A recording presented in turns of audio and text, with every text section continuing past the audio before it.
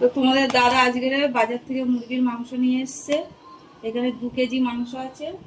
আমি কিন্তু 2 কেজি মাংসের জন্য এই মশলাটা নিয়েছি: শুকনো লঙ্কা, রসুন, আদা, জিরে, ধনে। একসাথে মাংসে আলু দেবো, তার জন্য আলু নিয়েছি।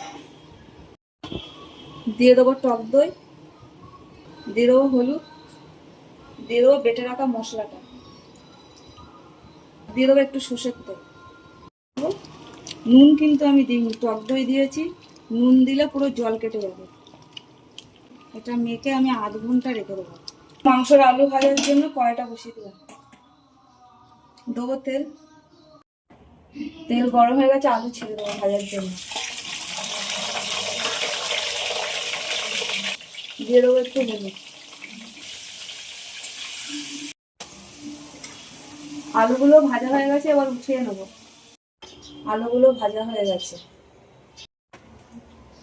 ওই তেলের মধ্যে ফোড়নে দেবো তেজপাতা, গোটা গরম মশলা আর পেঁয়াজ কুচি।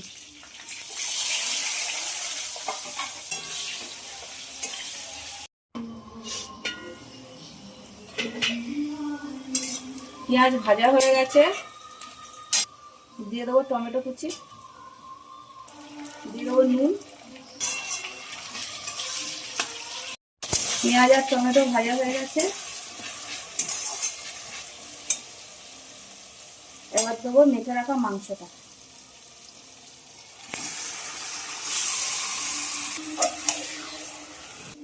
ঢেকে দেবো কষানোর জন্য।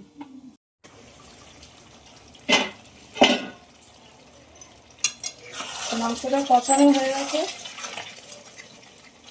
এবার দিয়ে দেবো ভেজে রাখা আলু।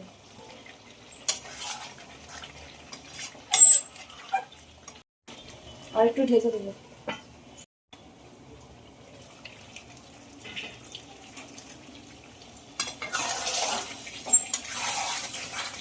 মাংস খুব ভালো করে কষানো হয়ে গেছে। মাংসের ঝোল খুব ভালোভাবে ফুটে গেছে, এবার দিয়ে দেবো চিকেন কারি, সানরাইসের চিকেন কারি মশলা।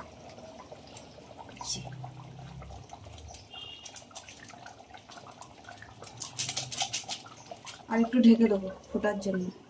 মাংসের ঝোল খুব ভালোভাবে ফুটে গেছে, এবার নামিয়ে নেব।